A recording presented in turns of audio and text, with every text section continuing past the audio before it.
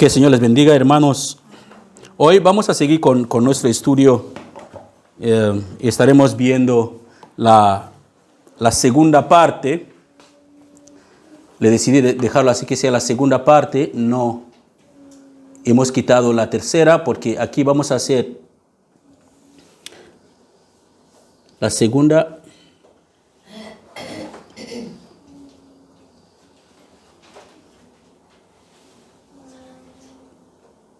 Vale. Así que vamos a seguir hoy con nuestra enseñanza de gracia y ley. Nuestra enseñanza de gracia y ley.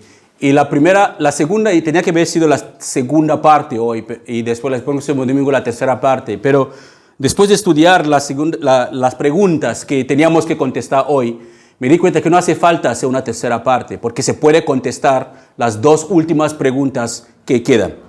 A lo largo de la semana también me han seguido haciendo preguntas sobre por qué la Biblia enseña que debemos guardar los mandamientos. ¿Por qué Jesús dice que debemos si me amáis, guardar mis mandamientos? Si estamos viviendo en la gracia, ¿qué quiere decir? ¿Que no tenemos que guardar los mandamientos? Hay una mala interpretación aquí de vivir en la gracia y guardar los mandamientos. Hay una mala interpretación cuando la gente hace preguntas así. Es porque ellos mismos no han entendido qué es guardar la gracia, qué es la gracia, y tampoco han entendido qué quiere decir el Señor Jesús, que si me améis, guardar mis mandamientos. Así que son dos cosas totalmente distintas. Ciertamente estamos viviendo en la gracia de Dios. ¿Qué significa la gracia? Un favor inmerecido. No merecemos estar en Cristo Jesús, pero Dios nos da el privilegio de formar parte de su casa, de ser familia de Dios, hijos de Dios. No porque lo merecemos, pero por el simple hecho de que hemos puesto nuestra fe en Cristo Jesús y permanecemos en Cristo Jesús. Así que si alguien está en Cristo Jesús, es obvio que ahora comprende la palabra de Dios, comprende que fornicar es un pecado, mentir es un pecado, tener celos es un pecado. Entiende esas cosas porque tiene a Dios mismo viviendo en él que le ayude a vivir la vida cristiana tal como debe vivir. Pero una persona que quiere obedecer la ley para hacerse aceptado delante de Dios es una persona que, según lo que dice Pablo en Gálatas, que ha caído de la gracia. Porque no podemos intentar esforzarnos como lo hacían los judíos para hacernos aceptables para hacernos aceptados por Dios. Pero podemos vivir en Cristo Jesús porque tenemos la ley de Dios como creyentes escritos en las tablas de nuestros corazones. Ya no está en una piedra que tenemos que ir a repasarlo, o en la Torá. No, nosotros tenemos la palabra de Dios, la ley de Dios, los estatutos de Dios escritos en nuestros corazones. La ley fue dada para ayudarnos a conocer lo que es el pecado. Fue una tutora, un guardián que nos guardaba hasta que Cristo fue revelado. Es lo que hablábamos el domingo pasado y seguiremos viendo un poquito más sobre eso hoy. Así que seguiremos nuestra enseñanza del domingo pasado. Como puedes ver, el título es Gracia y Ley. Así que estuvimos viendo el por qué Dios dio la ley y para qué servía la ley. Es lo que intentábamos de contestar el domingo pasado. Sé que algunas personas aquí ya tienen claras estas cosas, pero es bueno de vez en cuando hacer como una repetición para que no lo olvidamos, para que siempre nos acordamos o para que nos afirmamos más sobre lo que hemos creído. Así que hablamos del buen uso de la ley y que es para el conocimiento de nuestro estado pecaminoso, según lo que dice en Romanos 3:20, lo vimos en Romanos 3:20 el domingo pasado, que la ley es para hacernos conocer que somos pecadores. Así que tenemos que usarlo de la manera correcta, tal como la Biblia o tal como Dios manda. Y que la ley fue entregada por Dios como un guardián, una cuidadora hasta la venida de Cristo. Y también lo vimos esto en Gálatas 3:24. No es que Jesús vino para abolir la ley. No es que Él vino para decir que no, los mandamientos del Señor. Escucha bien, hermano, hay 613 mandamientos en la Biblia. Pero dentro de esos 613 mandamientos, hay algunos mandamientos que son leyes que son leyes morales. La moralidad. La moralidad es lo que falta al mundo en este momento. Por eso que la gente matan a otras personas sin pensarlo dos veces. Por eso que tenemos el homosexualismo que es promovido. Por eso que tenemos el aborto que en muchos países, en España misma, está siendo legalizada. Y el aborto está siendo legalizado en muchos países. Porque la gente ha perdido el sentido de la moralidad bíblica. No tienen la moralidad bíblica. Entonces, ¿qué quiere decir eso? Así que si no hay ley, si no hay esos mandamientos, ¿cómo puede saber la gente que eso está mal? ¿Cómo puede saber una persona soltera que la fornicación es un pecado delante de Dios si la palabra no le dice que la fornicación es un pecado delante de Dios? Así que es lo que estamos diciendo el domingo pasado, que la ley fue entregada por Dios, como una tutora, como un guardián para guardarnos hasta que Cristo vino mismo y las cumplió, las partes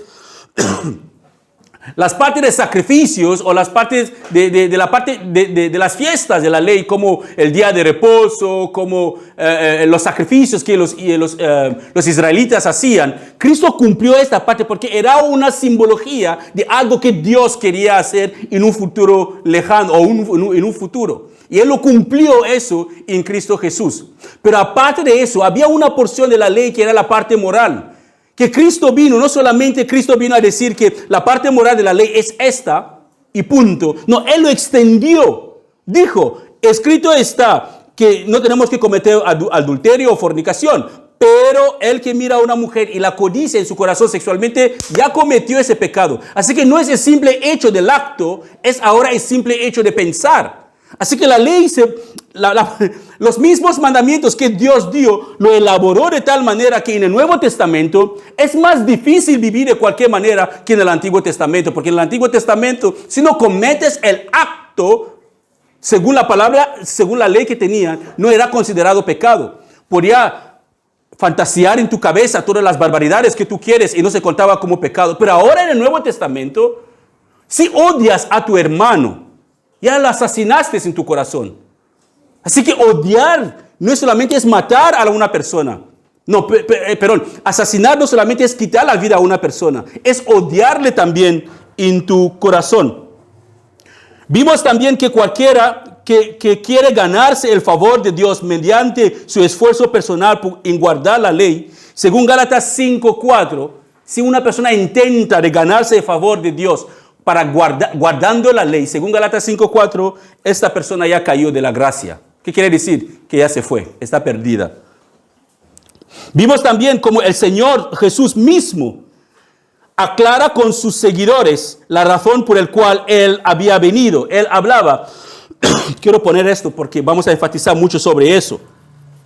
Él le dice a sus seguidores, no malinterpreten la razón por la cual he venido. No he venido para abolir la ley de Moisés. Así que no he venido para decir que no hace falta obedecer la ley de Moisés. ¿Vale? No he venido para hacer eso. O los escritos de los profetas. A lo contrario, vine para cumplir sus propósitos. Así que Él vino para cumplir sus propósitos. Él vino para cumplir sus propósitos. ¿Qué quiere decir? Que hay un propósito en la ley que se tiene que cumplir. Y el Señor Jesús vino para cumplir ese propósito de la ley. Así que la ley no fue dada para dar. Por eso en las últimas oraciones también del Señor Jesús, sus últimas oraciones, según se registra en Juan 17:4, Él dijo a Dios, Él ora, esa es la oración del Señor Jesús, a su Padre. Yo te di gloria aquí en la tierra al terminar la obra que me encargaste. ¿Cuál fue la obra que le encargaste a su Padre? Cumplir el propósito de la ley.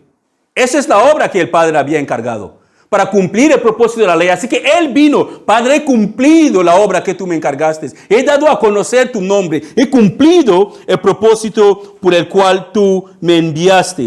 Y vimos claramente que Jesús cumplió el propósito de la ley al morir en la cruz y que era eso la voluntad del Padre. Por eso, cuando llegó su momento de morir, la hora de morir, dice la palabra en Juan 19, 28 a 30, dice, Jesús sabía que su misión ya había terminado. Y para cumplir las escrituras, todo lo que dice para cumplir las escrituras, dice, tengo sed. Y dice, había ahí una vasija de vino agrio. Así lo mojaron una esponja y en el vino, es que lo pusieron en una rama de hisopo y se lo acercaron a los labios de Jesús. Después de probar el vino, Jesús dijo, todo está cumplido. ¿Qué está cumplido? El propósito por el cual Él vino. El trabajo que el Padre le había encargado. ¿Qué era el trabajo que el Padre le había encargado? Cumplir el propósito de la ley. Así que Él vino para cumplir ese propósito de la ley. Por eso que Él mismo dijo antes de morir, todo está cumplido. Dice, entonces inclinó la cabeza, entregó su espíritu al Padre. Así que, hermanos, podemos ver que la ley en sí es buena. La ley de Dios en sí es buena.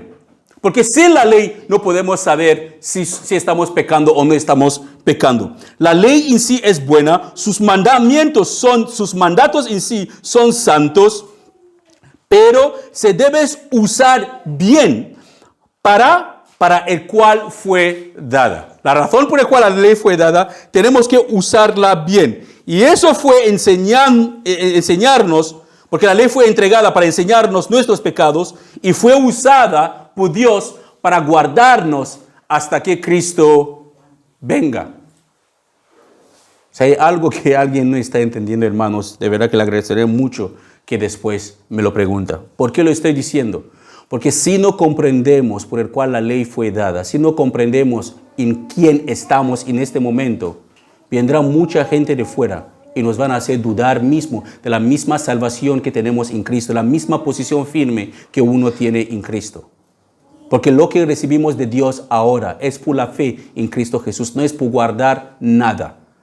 Usted no debe guardar ningún día sagrado. Usted no debe guardar nada de eso. No hay nada que usted tiene que guardar, pero tenemos que saber que por gracias a la ley que Dios ha dado, su ley moral, sabemos lo que es pecado. Y nosotros como cristianos usamos la ley como medio como para santificarnos. No es que nos santifica a nosotros, pero nos ayuda a apartarnos de aquellas cosas que Dios no le agrada. Es lo que vamos a intentar de aclarar hoy. Así que las preguntas que vamos a intentar aclarar hoy son las preguntas 2 y 3 de la semana pasada que no lo aclaramos. ¿Qué es la ley? ¿Que la ley ha sido anulada por la gracia? ¿Acaso la gracia, cuando vino la gracia anuló la ley? Y la segunda pregunta que vamos a intentar de contestar es, si vivimos bajo la ley o vivimos bajo la gracia, según la palabra de Dios, no según mi opinión personal. Así que para contestar la primera pregunta, los requisitos o los motivos de la ley han sido cumplidos en Jesús. Eso téngalo bien claro, hermanos. Los motivos y los requisitos de la ley han sido cumplidos en Jesús. Cuando Él murió en la cruz por los pecados de la humanidad y resucitó el tercer día. Los motivos y los principios de la ley han sido cumplidos por Él en su muerte. La ley como medio de salvación, téngalo bien claro, hermanos. La ley como medio de salvación es completamente nula, no sirve. Nadie puede salvarse, solamente puede esforzarse para guardar la ley. Es nula. Somos salvos por nuestra fe en Cristo Jesús. Si uno está en Cristo Jesús, es obvio que no puede seguir viviendo en fornicación. Es obvio que no puede seguir viviendo en la mentira. Es obvio que no puede seguir viviendo como vivía antes. Porque la Biblia dice que si alguno está en Cristo, nueva criatura es. Yo conozco a personas que se esfuerzan para guardar los mandamientos de la ley. Se esfuerzan, pero tarde o temprano, ¿qué pasa cuando ellos caen en un pecado? Se frustran, se agobian. ¿Por qué? Porque su fe no está en Cristo Jesús. Su fe está en sus esfuerzos personales para cumplir esos requisitos que la ley manda. Deberíamos decirles también ofrecer sacrificio de animales y muchos otros sacrificios como lo hacían los judíos. Hermanos, ténganlo bien claro que es solo por la fe en Cristo Jesús podemos ser aceptados o justificados por Dios. Solo por nuestra fe en Cristo Jesús. Si uno tiene fe en Cristo Jesús, es imposible. Estaba hablando el otro día con la hermana Julia en su casa, durante nuestros estudios, que todas las personas que podemos leer en el Evangelio, que tuvieron un encuentro con Jesús, ninguno de ellos regresó a su casa de la misma manera. Ninguno. El ciego encontró a Jesús, regresó viendo. El cojo lo encontró, regresó caminando. El leproso lo encontró, regresó sano. El muerto lo encontró, regresó vivo. La mujer con el flujo de sangre lo encontró, regresó sana. La hija de Jairo lo llevó a su casa. Jesús encontró a la niña resucitó. Así que cualquier persona que encuentra a Jesús, es imposible que su vida no cambie. Es imposible.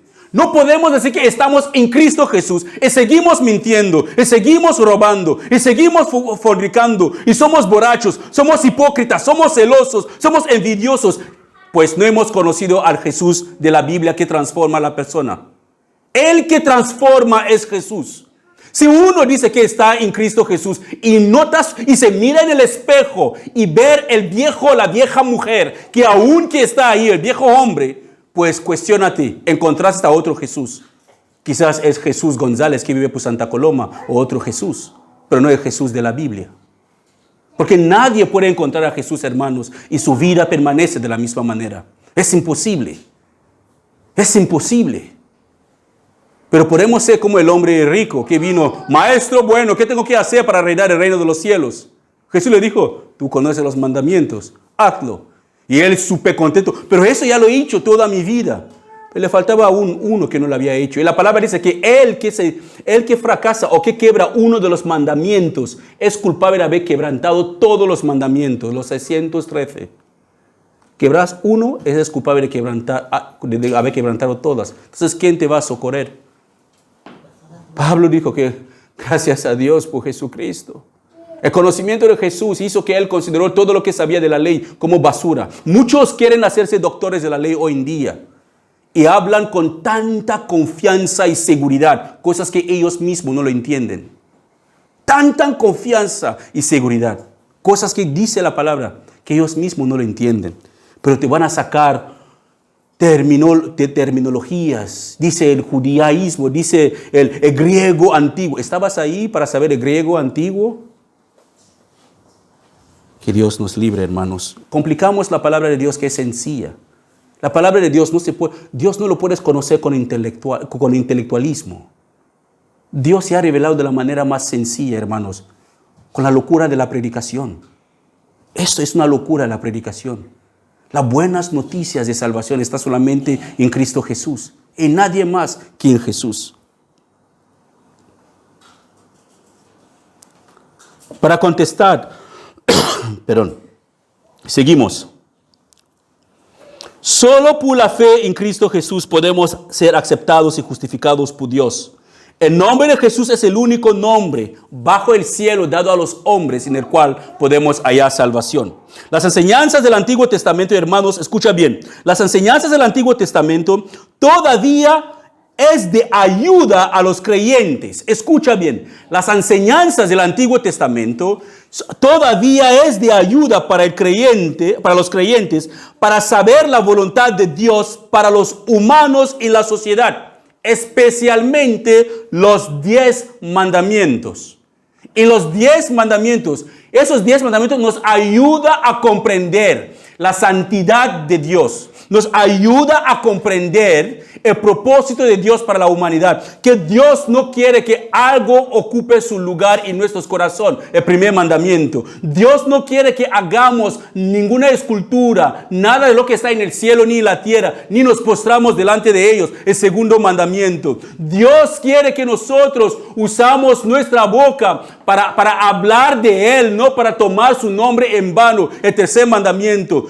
El cuarto mandamiento lo cumplió Jesús. Acuérdate del día de reposo y santifícalo. Jesús mismo nos enseñó que Él es nuestro descanso. Pues que Él dijo, venid a mí todos aquellos que están trabajados y cansados y yo os haré descansar. El quinto mandamiento, honra a tu padre y a tu madre. Sí, que los niños que están en Cristo deben honrar a sus padres y a su madre. El sexto mandamiento, no matarás. Es normal, sabemos que no debemos matar. Séptimo, no cometerás adulterio. Eso nos ayuda a saber que Dios aborrece el adulterio. El octavo mandamiento, no robarás. Sabemos que Dios no le agrada a los ladrones. El noveno, no mentirás. Sabemos que Dios no le agrada a los mentirosos. Y el décimo, no codicias. Si no fuera por esos mandamientos, ¿cómo sabremos lo que está mal? Esos mandamientos nos ayudan a saber lo que Dios quiere de nosotros. Y la única manera que nosotros podemos mantener y viviendo conforme a la manera que Dios quiere es cuando tenemos al Espíritu Santo en nuestras vidas. Es Él quien nos ayuda a vivir conforme a la palabra del Señor. Solo Él. Los mandamientos funcionan también para la santificación, pero no como un medio de salvación. Funciona para la santificación, pero no como un medio de salvación. Las prácticas rituales de Israel, como el sistema expiatorio, los días festivos, las leyes civiles y religiosas, todas esas prácticas han pasado. Jesús las cumplió todas, han pasado. Así que los que intentan de guardar los festivos judíos, todas estas fiestas judías, hermanos, créanme, no deberían ni criticar a los que no los guardan. Porque escucha bien, en la Biblia no hay ninguna parte que la palabra nos dice de guardar el día de Pascua. El día de Pascua era una fiesta judía, no es una fiesta cristiana. Así que la única cosa que el Señor Jesús nos dice a nosotros de guardar es la Santa Cena, que le tenemos que hacer como un recordatorio por Él. No hay ninguna otra fiesta que nos dice la Biblia de guardar. Ni Navidad, ni nada de eso. Los discípulos de la iglesia primitiva celebraban el domingo porque era el domingo de la resurrección. No porque el Papa Francisco, el Papa quien sea, lo cambió. No, hermanos.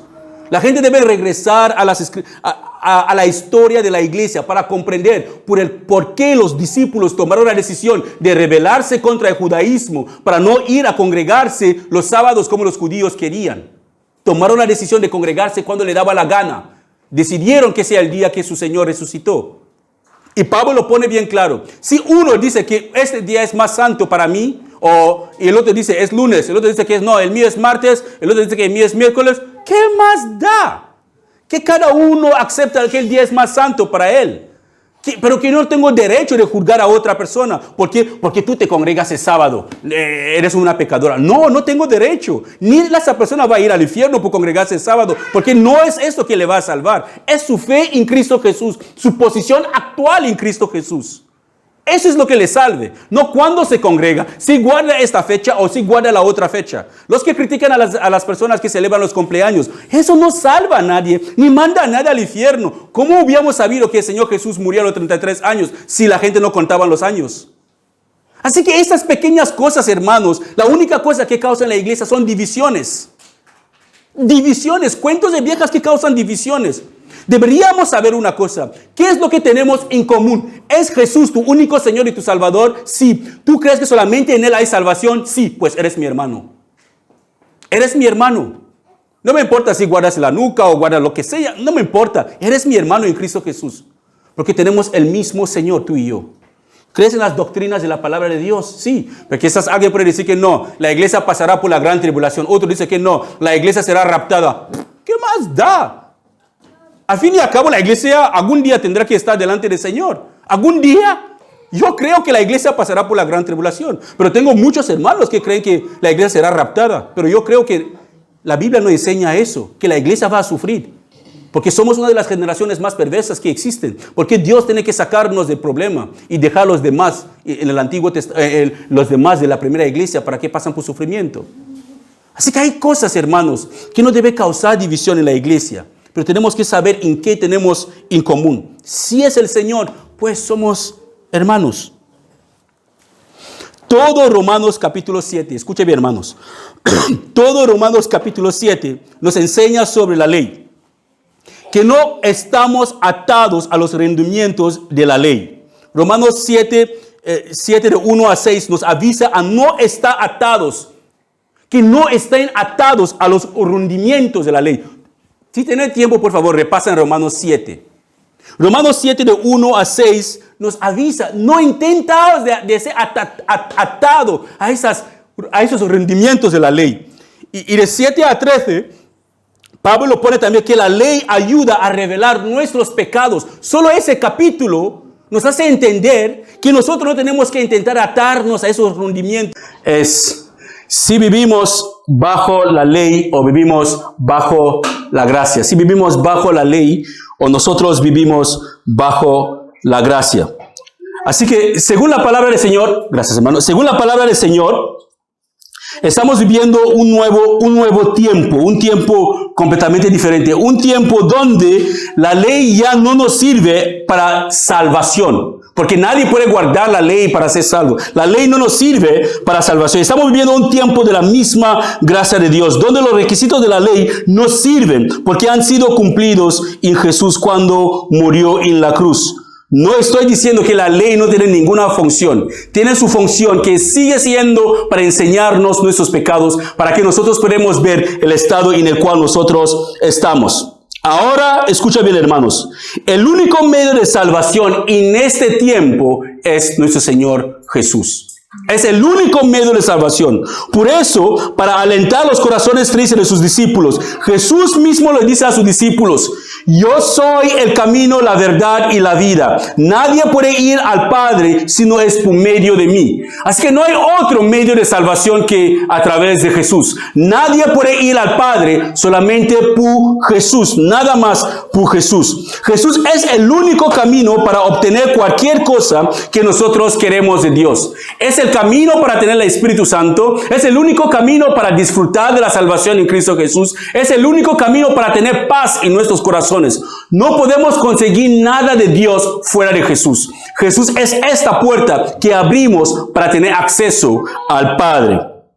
No hay ninguno más, solo Él. Así que solo por Él, nosotros como creyentes o cualquier persona puede llegar a Dios. Vamos entrando en las últimas partes.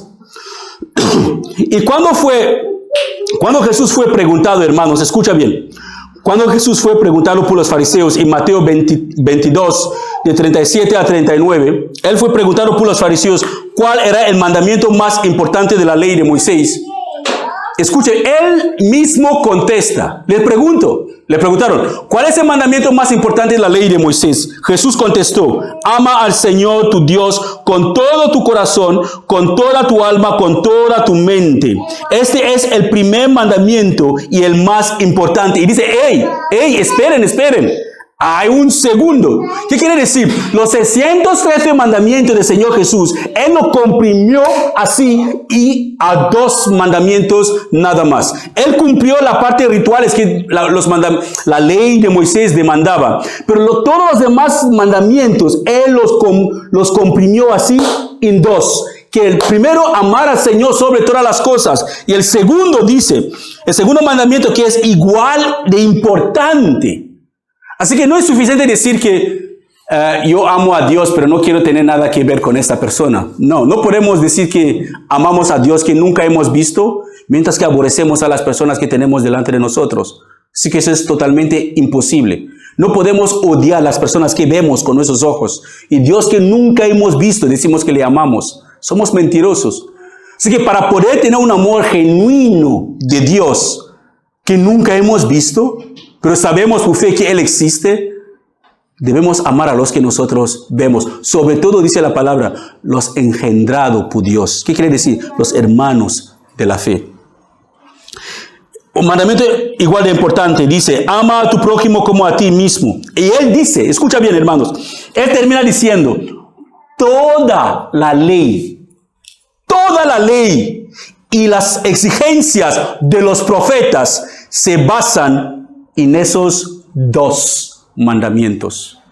Si amo al Señor, mi Dios, con todo mi corazón, y amo a mi hermano como a mí mismo, y mi hermano no se congrega el día de reposo, ¿acaso lo voy a crucificar según mi opinión, que porque yo decido que debe congregarse el sábado? No, hermanos, eso no es amor. Porque algunas personas tienen un alto concepto de sí mismo. Hay personas que piensan que son los únicos que tienen la verdad. Eso es el problema. Esta congregación es la única congregación que predica la palabra de Dios. Hay muchas congregaciones ahí fuera, hermanos, pero muchísimas que siguen predicando la palabra de Dios, que han tomado la decisión, esos pastores han tomado la decisión de mantenerse firme en la palabra del Señor. Así que Jesús dice que todos los mandamientos lo resumen en 2. Y para terminar, mira, en Juan 13, de 33 a 35, el Señor Jesús deja un nuevo mandamiento a sus discípulos. Así que él no les dice cuando estaba a punto de marcharse, oye chicos, ya me voy, ya sabéis los mandamientos que Moisés dejó, así que quedaos con esos mandamientos porque eso sí que os salvará. No, él no les dice a los discípulos que quedaos con los mandamientos de Moisés, no. Él dice la palabra, mis queridos hijos, es Jesús hablando a sus discípulos y a nosotros si somos discípulos de él. Mis queridos hijos, voy a estar con ustedes, aquí está hablando con sus discípulos, que voy a estar con ellos un poco tiempo más. Y como les dije a los líderes judíos, ustedes me buscarán, pero no pueden ir a donde yo voy. Así que ahí termina la primera parte. Voy donde yo voy, vosotros no podéis ir. Y dice, así que, ya que voy donde vosotros no podéis ir, ya que el lugar donde yo voy nadie puede venir, ya lo hablé con los líderes judíos, así que, ¿qué quiere decir? Os estoy dejando tarea, lo que tenéis que hacer. Así que ahora, no mañana ni pasado, no, ahora les doy un nuevo mandamiento. Él está, ¿qué quiere decir? Si la ley que Dios lo dio antes servía tanto para salvarnos, ¿por qué Jesús, por qué no dice que ahora os agrego un nuevo mandamiento? Está anulando totalmente que, oye, mira, todo lo que Moisés o los profetas os enseñaban, todo eso se lo voy a resumir en ese nuevo mandamiento que yo os doy. Ámanse unos a otros. Qué difícil, ¿no? Qué difícil amarse unos a otros, hermanos. Porque si de verdad nos amamos unos a otros, no nos comeríamos las cabezas como nos la comemos a veces. Ámanse unos a otros, tal como yo os he amado. Ustedes deben amarse unos a otros. El amor que tengan por unos, el amor que tenga por otros será, imagínate hermanos, eso es la prueba. El mundo no tiene que escucharnos gritar tanto y las redes sociales insultándonos o ves a pastores que ya sacan vídeos solo para insultar a otras. El mundo no tiene que conocernos porque decimos que somos cristianos. No, el mundo tiene que conocernos con esas las 4 palabras. Amor. Si nos amamos de verdad, es la única manera que el mundo, y le dice Jesús que será la prueba ante el mundo, que son mis discípulos. Eso será la prueba ante el mundo, que sois mis discípulos. Si de verdad hay un amor genuino entre nosotros. Así que el amor entre el creyente es una prueba para el mundo, que somos discípulos de Jesús. Tu caso sea... Que Jesús sea no solamente el centro de nuestras vidas, pero que el dolor de un hermano, mi cansancio, tiene que ser el descanso de otro hermano. Es lo que está diciendo. Que tu cansancio sea el descanso de otro hermano. Que tu pobreza sea la riqueza de otro hermano, que tu dolor sea el consuelo de otra persona, que la carga de otro sea tu carga. Así tiene que vivir un creyente. Por el incremento de la maldad, tristemente, el amor de muchas personas han enfriado hacia la iglesia. Porque en la misma iglesia, hermanos, encontramos a mucha gente. Tengo un testimonio de un familiar que fue estafada por una miembro de su congregación. Le suplicó, hermana, coge un préstamo a tu nombre, tal, y después te lo devolveré, tal. Cogió, no sé si era como 5,000 o cuánto, y la muchacha desapareció, regresó a su país con el dinero, y el familiar le tocó a ella pagar todos los intereses y el dinero prestado. Todo pagó ella. ¿Dónde conoció a la muchacha? En la misma iglesia donde se congregaban. Si hubiera un amor genuino, ¿piensa que un creyente hará eso a otro creyente? Nunca, hermanos. Los creyentes no se estafan entre ellos, ni estafan al mundo, ni estafan a los que no son creyentes. El creyente es totalmente temeroso del Señor. Cada uno de nosotros debemos tomar una posición firme en nuestras vidas. ¿Vamos a seguir al Señor Jesús o vamos a seguir al mundo? Esa es una decisión que cada uno debe tomar. ¿Seguirás a Jesús o seguirás al mundo? No podemos usar la iglesia como una tapadera para nuestras vidas pecaminosas. No podemos. Gracias al Señor, hermanos, que por ese nuevo pacto que ha sido sellado con la sangre de su Hijo, ahora nosotros tenemos la libertad de entrar en la presencia de Dios. Podemos entrar en su presencia por lo que Jesús ha hecho por nosotros. Vamos a concluir con esas 3 declaraciones. La ley en sí, no lo olvides, hermano, la ley en sí es santa, justa y buena. Sí, la ley que Dios dio es santa, porque es la palabra de Dios. Es santa, es justa, es buena. Revela nuestros pecados y nos ayuda a tomar decisiones. Es una guía, es una cuidadora. Nos ayuda a tomar decisiones. Porque si de conocimiento de la ley no sabremos lo que está mal y lo que está bien. Pero hay algunas cosas en la ley que Jesús ya cumplió. La parte moral que nos toca a nosotros. Pero la parte de todas las fiestas, todas las demás cosas, las ofrendas de grano, las ofrendas de eso, Jesús ya cumplió todo eso. Era solamente una sombra para el perdón, el sacrificio para el perdón de los pecados. Jesús cumplió todo eso. Así que no debemos mantenernos en todas esas cosas. La ley como medio de salvación es completamente nula. La ley no salva a nadie. Guardándola no